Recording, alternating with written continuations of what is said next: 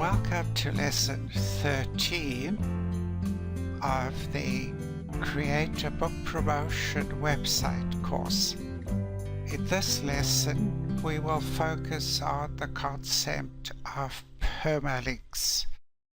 A really important subject, a little bit on the technical side, but we'll try and make it easy.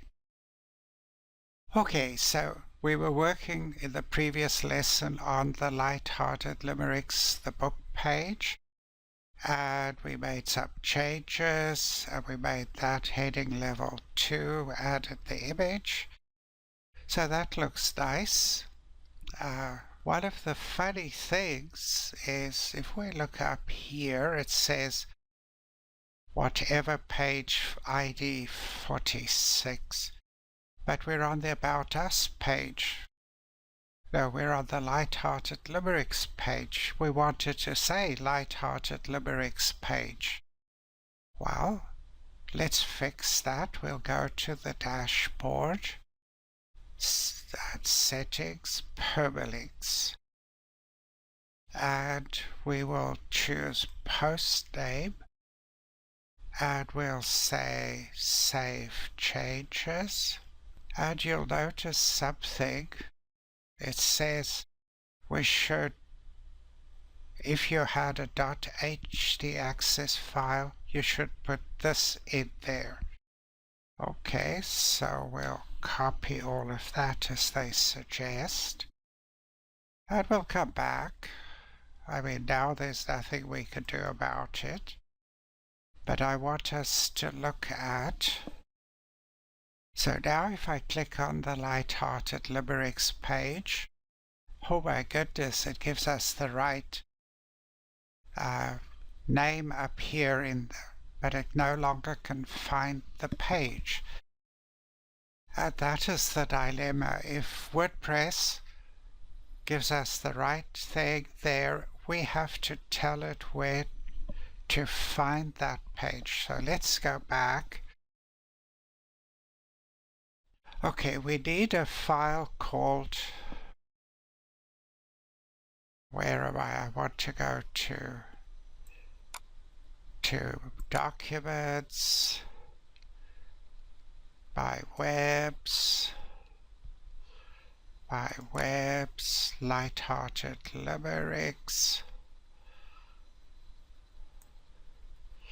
lightheartedlimericks.com.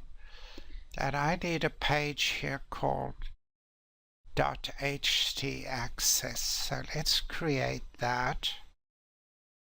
I'll create a new notepad document, and I will paste the stuff we got. Now I'll save that. I'll give it no name. I will just give it an extension .htaccess not comma Okay, where am I going to put it? My Webs, Light-Hearted Limericks. That's where I'm going to save it. Okay. Let's go back to FileZilla and refresh. View, refresh, and there is the .htaccess file. So I'll upload that. So there I've copied it to the server. So we're done with FileZilla. We can go back here. Now if we refresh, it found the page. We have to remember that WordPress looks for pages in the database using that strange P ID equals 76 or whatever. So it still uses that to find the page or post, but it uses then what we put into the .htaccess file to display the corresponding plain English text in the address field up here. so that for us as human beings it's more readable. Okay, that was not so hard. Depending on the web host company, many of them will put in the .htaccess automatically. They're ready for you, and then you don't have to go this long way round. But I think it's a good exercise to do it nevertheless the manual way as we did. So the thing to remember though is that the permalinks works together with the .htaccess file, and its purpose is to display a nice humanly readable address up in the address field. WordPress will still continue to look for pages in the database using the ID of the page rather than this. That is just for us as human beings. Well, that basically completes the course as far as the introduction goes. There's a lot more that we can look at, and certainly in upcoming courses we will look at that.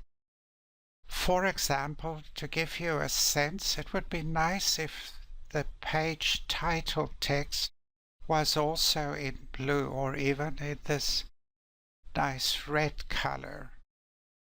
And if we could take this and put it below the banner, so the banner is at the top and then the menu bar.